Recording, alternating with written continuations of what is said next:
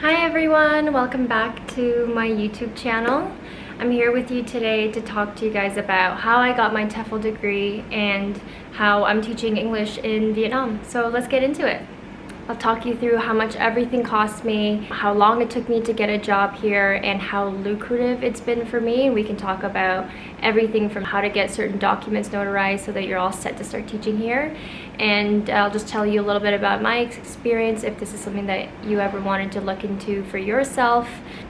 I've got some notes here so I don't miss anything, but first I'll walk you through the timeline of how I got everything started. Decided in June to get our TEFL certificate. We ended up getting our certificates through Groupon for 150 bucks, which is dirt cheap.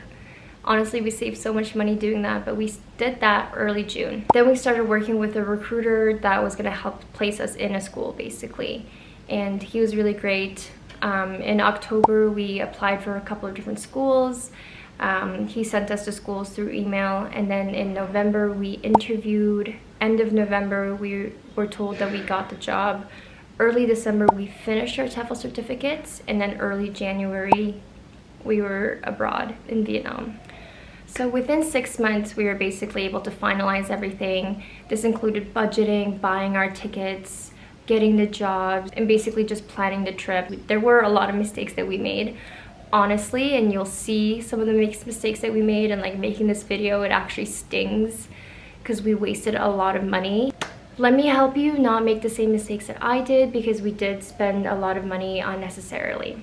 Let's look at the cost breakdown of how much everything cost me to get here to Vietnam to be able to teach, the paperwork that's needed. Because when we first kicked this process off, like, we just had no idea how much the paperwork was actually going to cost and how time consuming it is to gather the documents, get everything legalized, authenticated, and notarized. These are words you're gonna have to get really familiar with, by the way. So the cost breakdown. The TEFL certificate itself was 150 Canadian dollars, which is pretty good. Like, we saved a lot of money doing it through Groupon. And if it is available still through Groupon, I will link it below so that you can get yours through there. And like, we've had no problem using that TEFL certificate. We got the jobs using it. So we then had to get those TEFL certificates legalized, authenticated, and notarized. But I sent my TEFL certificate to be notarized in the UK because that's where the TEFL certificate came from, through Groupon. So I had to do that, which cost me 84 pounds plus 50 pounds in shipping. And I can put that in Canadian here. I then had to get the degrees notarized in Ho Chi Minh City because I was so confused about the process. Again, we had like 3 different people communicating in one email thread over 3 different time zones, and it was really confusing. I didn't know that we had to get every piece of document legalized, authenticated, and certified. I thought you can get it legalized and then you wouldn't have to get it authenticated and certified, or like it was like one or the other. No, it's all of the above, especially because Canadian documents have to be authenticated, legalized, and notarized. So if you're from the UK, if you're from the US, it might be a slightly different process from you, but I am from Canada. This is why my documents had to go through an extra round of authentication. When we got to Ho Chi Minh City, I had to pay another $50 Canadian to get my documents notarized here. And technically they weren't notarized. I just had to, it was like an affidavit form that I had to pay for. So kind of a loophole thing there, but that's not a traditional method. That's not like the traditional step that you should be taking. It's just because I made a mistake. I also had to get my degrees authenticated. That was only 12 Canadian dollars. But then again, I had to get another affidavit for my degree because so the person that had authenticated it didn't use their full signature. They used an initial. So that was really annoying. That was another 50 Canadian dollars. Okay, and then this was also another frustrating thing. So that email thread with 3 different people, it's getting convoluted. It's just so frustrating to use, to be honest. Like, we should have just made like a chat or something. So because we were teaching in Vietnam, we were able to get work visas, but we needed a letter of offer from the school in order to be able to get a work visa. Like, we had to go to the Vietnamese embassy in Ottawa and request a work visa and have provide proof that we had jobs that wanted us in Vietnam. What was especially annoying is that our letters of offers did not come until 2 days prior to us being in Ho Chi Minh City. So we were supposed to be in Ho Chi Minh City on January 14th. Tell me why we got these offers on January 12th. So we had literally 1 business day to make our work visas happen. So we were in frantic mode. Like the day before we were supposed to leave our families, we were basically at the embassy the whole day trying to get this work visa. Luckily, it was expedited and we got it that day, but it cost for 2 visas 525 Canadian dollars. And it's a bit much, but it's okay. The worst thing though is that because we didn't have enough time to get our work visas or the letter offers, like because it was down to the wire, we ended up actually applying for an e-visa just to make sure that once we got to Vietnam we'd be able to get in case our work visas were held up, because we just didn't imagine that they would be able to be processed within a day. So we also got e-visas. So we got 2 visas, and our e-visas, my visas anyway, it was 250 euros. Are you kidding me? 250 euros. Ugh, I think that's like 370 Canadian. It is so painful. Like that is just money that... But anyway, so that's basically everything that we needed to be able to come into Vietnam. Like we needed the work visas, and prior to leaving we needed to make sure that we have all of these documents notarized. We needed to get some passport photos as well, and I think the passport photos, for whatever reason, like between the 2 of us, it was like $80 Canadian. Once we got to Vietnam, there were so many other things that we had to apply for. Essentially, we needed to get so many things done for our work permit as well as our temporary residency card. So once you get your work permit, you can then apply for your TRC, which is what you need to be able to stay long term. And it's also a requirement for the school, I believe. You can't really say no. One thing with the school is like, if this is something that you're looking to do short term, I don't think it'll be worth your while. I think it will be an expensive endeavor to try to make a little bit of money while you're traveling. It's only worthwhile, I think, if you're teaching for at least like 5 months or more. And I'll tell you why. It's because the process is so expensive that it takes a couple months of teaching for you to be able to break even, and then a couple months more to like make more money and save up more money.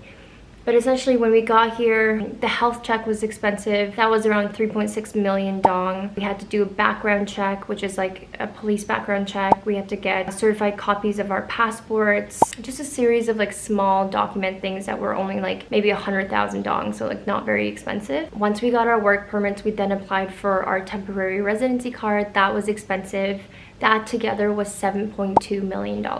The school did reimburse us each $7.5 million for our TRC process, so they do cover most of this. All in all though, like I do think that it was quite an expensive process, and maybe I can put down like the total of everything and how much it costs for us to like get our TEFL certificates, work permits, temporary residency card, visas, and all those documents to be able to teach in Vietnam.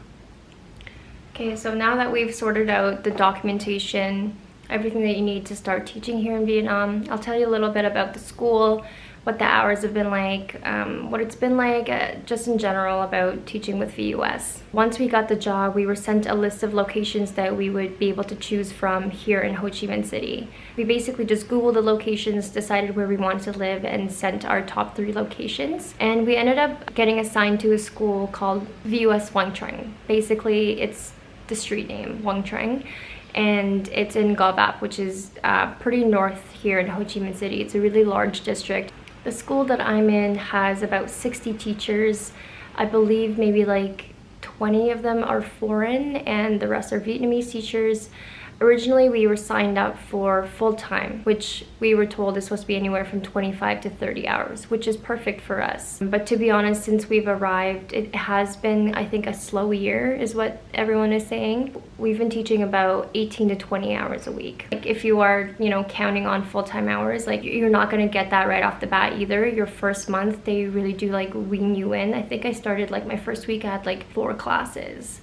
Each class is 2 hours. The kids normally get about a 10-minute break, and lesson plans are provided, toys, everything that you need, like teaching equipment is all provided to you. You just kind of have to learn the ropes. Okay, and here's, I think, going to be like a pretty beneficial part of this video to anybody who's watching and curious about actually like how much teachers make abroad. And you can make more money than this, you can make less money. I think this is kind of average. As an English teacher, especially as a foreign teacher, if you come from a native speaking country, which is like United States, Canada, the United Kingdom, and Australia, there are a couple of other countries, but those are normally preferred. So far, I've received 4 months worth of paycheck. I started late January, and again, because my hours were pretty limited, they just wanted me to get comfortable teaching. They wanted to make sure that I was obviously a good teacher and that I could handle kids, manage kids. I started out with 4 classes a week, 5 classes, and then it kind of slowly went up to 10 classes, which equals to 20 hours. So my first full month working, I got 13 million dong as a paycheck. My 3rd month, I got 23 million dong. My 4th month, I made 24 million dong. And my 5th month, my last month, I made 28 million dong. So in total, I have made 88 million dong so far. And that equals to around 5,000 Canadian dollars, which I think is pretty good given that we probably spent, like $1,000 paying for all the documents to get here.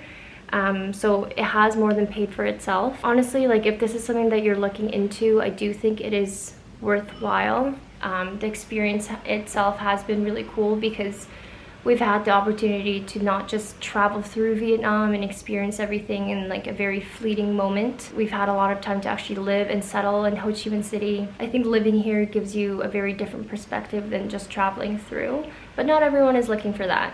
But I think if you are looking at teaching as like a very temporary thing, I'm not sure if it's the best solution to traveling. For instance, if you only have 6 months and you want to knock off like 5 different countries, I don't think teaching is going to be worthwhile. I think you should just save your money and enjoy your time more without having to work. I know this can be a really confusing process. If you have any questions about what I did, feel free to comment below and like I'll definitely expand as much as I can. But yeah, like I think this has been great for me to look back and see how much money I've spent and how much money I've made so far, and this is going to help us basically launch the next part of our travels, which is to go to Thailand and the Philippines and Cambodia. Hopefully this gave you some information, and I'll try to link some services and like the TEFL Groupon thing down below if that's what you're looking for. But thanks for taking the time. Hopefully this helped you in some way. But